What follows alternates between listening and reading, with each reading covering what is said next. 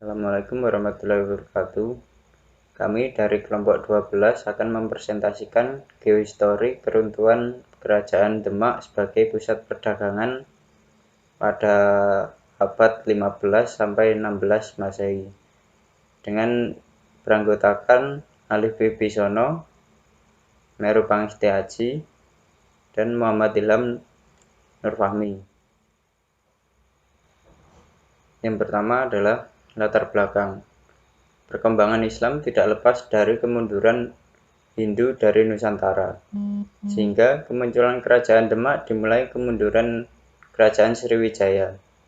Kemunduran Kerajaan Sriwijaya sendiri dimulai sejak serangan Cholamandala, kerajaan kedua yang juga berperan dalam kemunculan Kerajaan Demak adalah Kerajaan Majapahit. Setelah Hayam Wuruk pada tahun 1389, Kerajaan Majapahit mengalami kemunduran yang cukup signifikan. Kemunduran ini disebabkan karena adanya konflik internal serta eksternal kerajaan.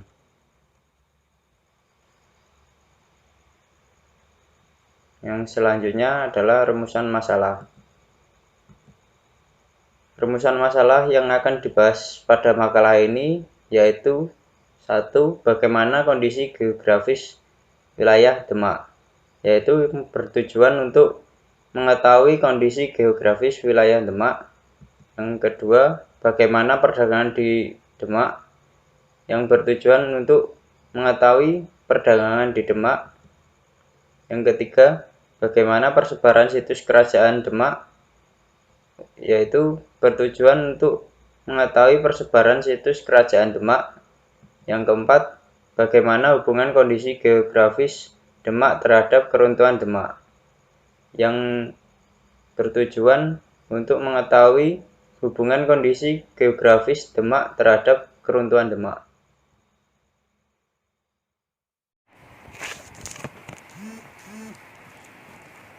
Assalamualaikum warahmatullahi wabarakatuh. Landasan teori bab 2.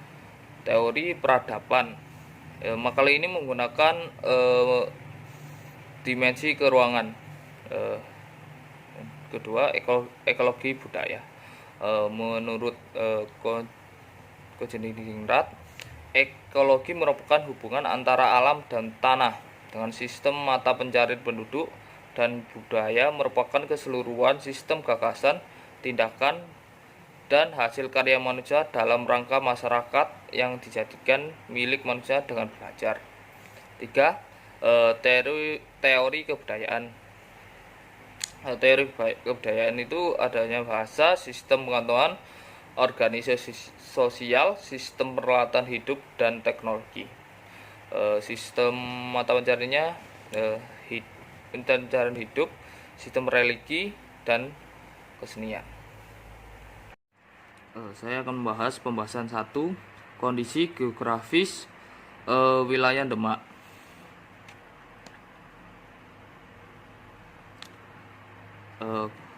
Kondisi geografis wilayah Demak itu merupakan wilayah di Jawa Tengah dengan luas sekitar 1.087,53 persegi.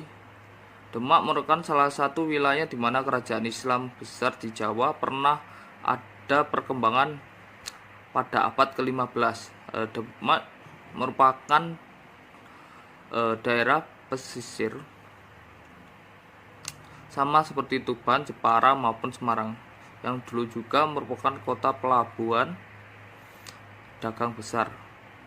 Kabupaten Demak memiliki 13 kecamatan, yaitu Magren, Karangwen, Guntur, Sayung, Karangtengah, Bonang, Demak, Wonosalam, Gajah, Karanganyar, Ijen, dan Wedung. Demak dulunya merupakan daerah tepi laut, namun karena adanya perubahan dan penumpukan lumpur, sekarang jaraknya sekitar 30 km dari laut Jawa. Demak merupakan salah satu terletak di Kali Tuntang yang airnya berasal dari rawa Pening di dekat Ambarawa. Di sebelah barat Demak terlihat Gunung Prawoto yang sekarang lebih terkenal dengan Bukit Prawoto yang batuan yang penyusunnya berasal dari pegunungan Kendeng Tengah. Nama Prawoto sendiri merupakan nama yang diambil dengan nama Sunan Prawoto.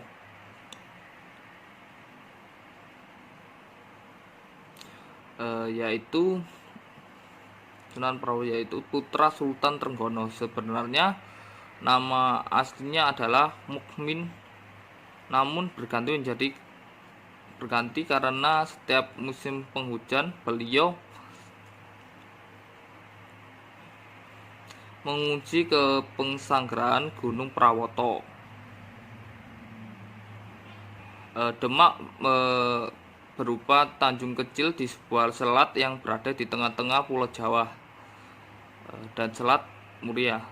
Mengenai Selat Muria merupakan selat yang cukup luas digunakan sebagai jalur pelayaran dengan pintu Semarang di barat dan Rembang di timur. Dengan adanya sistem navigasi yang sudah dipelajari masa-masa sebelumnya, abad ke-15, aktivitas perdagangan dan pelayaran dengan mempelajari alam lautan, daratan, cuaca, dan musim terus berlanjut perkembangan. Sejak abad ke-14, kemampuan kapal-kapal Nusantara juga termasuk Jawa sudah diakui dengan bangsa Barat dan Asia Tenggara. Namun kemampuan pelayaran Jawa tersebut diketahui dengan kemampuan kartografi bangsa Barat, khususnya Portugis, merupakan membuat peta terlihat seluruh topografi lautan Malaka hingga Maluku, termasuk Jawa Tengah, termasuk Jawa di tengah-tengahnya. Pembahasan kedua yang merupakan jalur perdagangan Demak. Demak sendiri sebagai kota pelabuhan juga dipengaruhi oleh beberapa faktor geografis wilayah di sekitar Demak pada abad 15 sampai 16 Masehi, seperti yang telah dijelaskan pada pembahasan kondisi geografis Demak sebelumnya. Di sini cakupan Demak sebagai pusat perdagangan di wilayah barat yaitu Palembang, Jambi, Malaka, dan di sebelah utara merupakan Banjar yang berada di Kalimantan.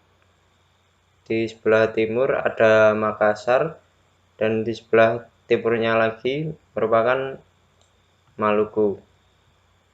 Dari keadaan geografis ini mempengaruhi ekologi budaya suatu wilayah, yang di sini Demak sebagai pusat perdagangan yang besar.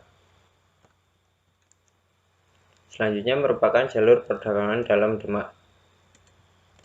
Aktivitas perdagangan di pedalaman Demak dipengaruhi dengan adanya sungai dan tanah yang subur. Terdapat dua sungai utama yang mengalir melewati Demak, yaitu Sungai Tuntang dan Sungai Serang.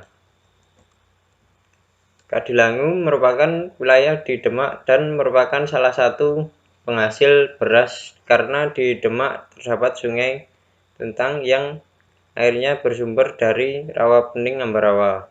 Sedangkan Sungai Serang berfungsi sebagai penghubung antara Demak dengan kota pedalaman yang lebih jauh lagi seperti Pengging dan Pajang. Sungai Serang pada abad 16 Masehi dapat dilayari hingga pedalaman. Selanjutnya di Pajang, dari Sungai Serang komoditasnya dapat diangkut dengan pedati dan gerobak menuju Sungai Bengawan Solo untuk distribusikan komoditas dengan daerah pedalaman di sebelah timur hingga Majapahit. Tidak semua kota pedalaman dekat Demak subur, terdapat daerah gerobokan karena cuacanya yang terlalu ekstrim dapat banjir dan dapat terlalu gersang dan tanahnya berjenis megalit atau napal. Perkenalkan, nama saya Ali Wibisono. Di sini saya akan menjelaskan tentang pembahasan ketiga. Pembahasan ketiga ini membahas tentang persebaran situs di Demak. Nah, ini adalah peta situs peninggalan Demak ya. Peta situs peninggalan Demak. Yang pertama adalah Masjid Agung Demak. Nah, Masjid Agung Demak adalah yang sebelah sini. Ini tampak depan dari Masjid Agung Demak. Nah, komplek Masjid Agung Demak memiliki luas kurang lebih 10.991 meter persegi. Komplek ini berada di Desa Gelagahwangi, Kecamatan Demak, Kabupaten Demak. Nah, letaknya berada di sebelah barat alun-alun Demak. Nah, disebutkan bahwa Masjid Agung Demak ini dibangun oleh para wali dalam tahun yang sama dengan Masjid Agung Cirebon, yaitu pada tahun 1498 Masehi. Nah, pada masa pemerintahan Bupati Arya Purbaningrat dilakukan pemugaran terhadap Masjid Agung Demak ini dan dibangunnya gerbang berbentuk padu raksa. Akan tetapi pada akhirnya pada tahun 1868 dibongkar kembali. Kemudian pada masa pemerintahan Bupati Arya Diningrat ini Masjid Demak ini dibangun lagi, dan dibangunnya itu adalah berupa telatak tambat atau semacam serambi yang ada di kanan kiri masjid. Nah, pembangunan serambi ini pada tahun 1885. Nah, di Masjid Demak sendiri ada sebuah menara. Nah, ini menaranya. Nah, menara ini berada di depan masjid persis. Menara ini di bagian tenggara halaman masjid.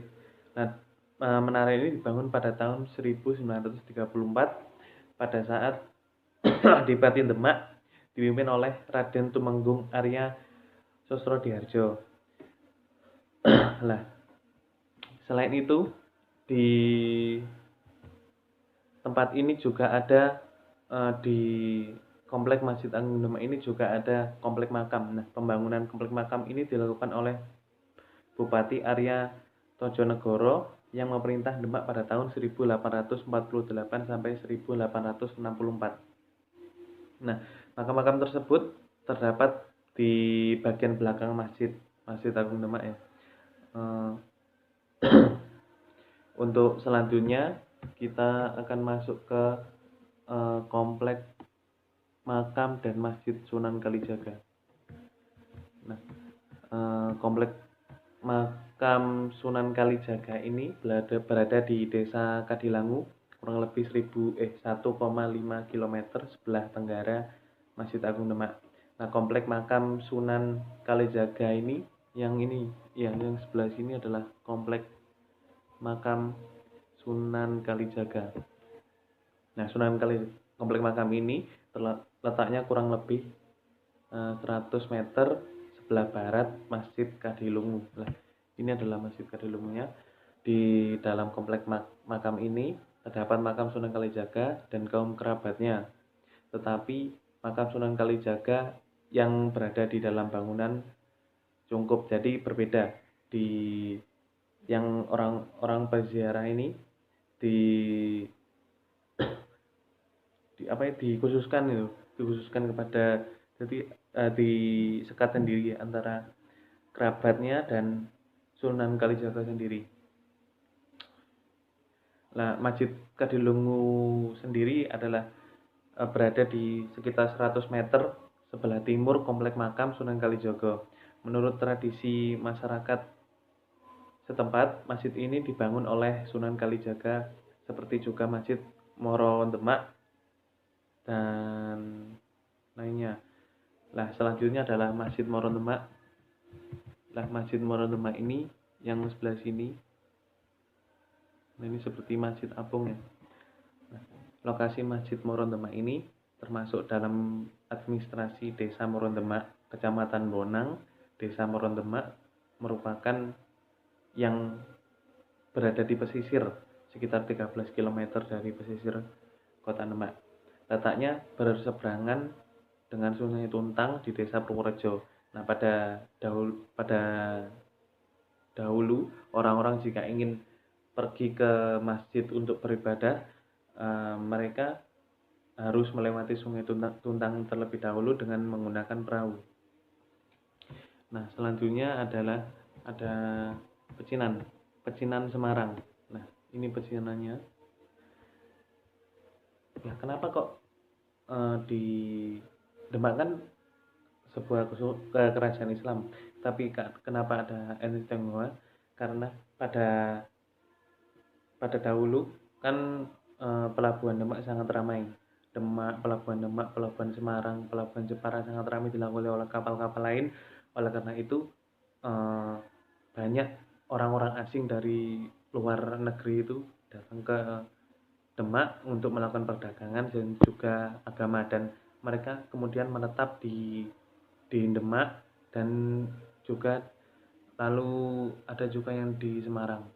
Nah, mereka membentuk sebuah kelompok yang saat ini banyak menyebut pecinan karena isinya orang-orang dari etnis Tionghoa semua. Oke. Sebentar. Nah, selanjutnya kita akan masuk ke pembahasan 4, yaitu analisis dari masalah ini. Nah, analisisnya adalah hubungan kondisi geografis Demak terhadap keruntuhan Demak. Lah, apa sih yang membuat Demak runtuh pada saat itu? Yang tentunya yang pertama adalah karena faktor geografis. Faktor geografis itu yang mempengaruhi kerajaan Demak. Kan Demak pada dahulu merupakan sebuah kerajaan maritim bercorak Islam yang terbesar di Jawa Timur. karena Demak sendiri mempunyai Selat Muria dan juga sungai-sungai dari Selat Muria dari laut. Kemudian ada 2 sungai besar yang melewati Demak, yaitu Sungai Serang dan Sungai Tuntang ini. Nah, Sungai Serang ini yang kemudian menyatu dengan Sungai Bengawan Solo. Nah, hal ini yang membuat Demak menjadi sangat maju dalam hal maritimnya, dalam hal perekonomian maritimnya, karena banyak sekali kapal-kapal yang datang dari luar negeri untuk berdagang di daerah Demak dan sekitarnya, termasuk Semarang, Jepara, Kudus, Pati, dan yang ada di lainnya. Nah, kemudian kan bisa dilihat seperti kemudian bisa dilihat ya. Nah, peta Demak saat ini yang sudah tidak ada selatnya sudah hilang. Yang di daerah sini yang dulunya ada selat kemudian hilang, dan Sungai Serang dan Sungai Tuntang kemudian menyempit, tidak lagi bisa dilewati oleh kapal-kapal besar. Nah, hal ini yang membuat Demak itu kemudian kemudian hancur dan runtuh, karena yang dulunya menjadi negara maritim yang pada abad 15 Selat Muria memiliki kedalaman jauh tidak sebanding dengan Laut Jawa di sebelah utara. Lalu pada akhir abad 15 kedalamannya hanya 3-7 meter. Nah, selain itu terdapat sedimentasi. Nah, kan ada ya adanya sedimentasi Selat Muria. Nah, sebelumnya ini yang Laut Jawa kemudian berpengaruh, yang kemudian masuk ke Selat Muria. Nah, kemudian menjadi seperti ini karena sedimentasi Selat Muria dan juga sedimentasi Sungai Tuntang. Nah, oleh karena itu Demak yang pada awalnya jalan dua-duanya antara ekonomi pesisir dan ekonomi pedalaman yang mengandalkan kapal-kapal lewat untuk berdagang, dan juga dari sektor pertanian dalam Demak pedalaman yang Sungai Serang bisa sampai ke Bengawan Solo, sampai ke kota-kota lainnya, dan Sungai Tuntang juga bisa ke kota-kota lainnya. Hal ini yang membuat Demak maju pada saat itu, dan akibat adanya sedimentasi Sungai Tuntang dan menyempitnya Sungai Serang, ekonomi pedalaman karena dua sungai ini hilang, dua sungai ini menyempit, tidak bisa dilalui oleh kapal-kapal besar lagi, hanya bisa dilalui oleh sampan. Nah, akibatnya air yang ada di Sungai Serang dan Sungai Tuntang ini sangat berkurang, dan pada akhirnya lahan-lahan pertanian yang ada di pedalaman Demak dan kapal-kapal tidak bisa melewati Selat Demak untuk berdagang. Nah, hal ini yang membuat Demak runtuh. Nah, oke.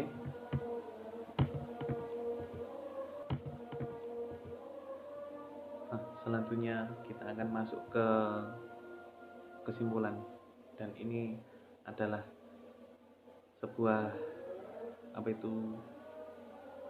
ya seperti kesimpulan dari makalah ini. Jadi kita mengambil judul tentang geohistori keruntuhan Kerajaan Demak sebagai pusat perdagangan pada tahun 1500 sampai 1600 Masehi. Kita memakai teori ekologi budaya, dan ekologinya itu membahas tentang kondisi geografis Demak dan keruntuhan Demak, sedangkan budayanya ini membahas perdagangan Demak dan sebaran situs Demak. Nah, sebagai kesimpulannya, Demak pada saat itu bisa jaya karena ada Selat Muria dan sungai-sungainya yang bisa dialiri oleh kapal-kapal besar untuk berdagang dan untuk memasarkan hasil dari pertanian mereka.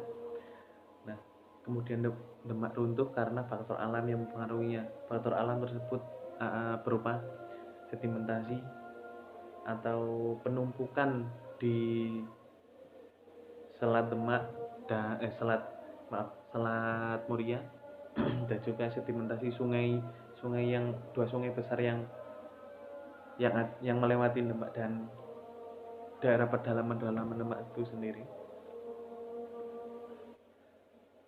Nah, oke.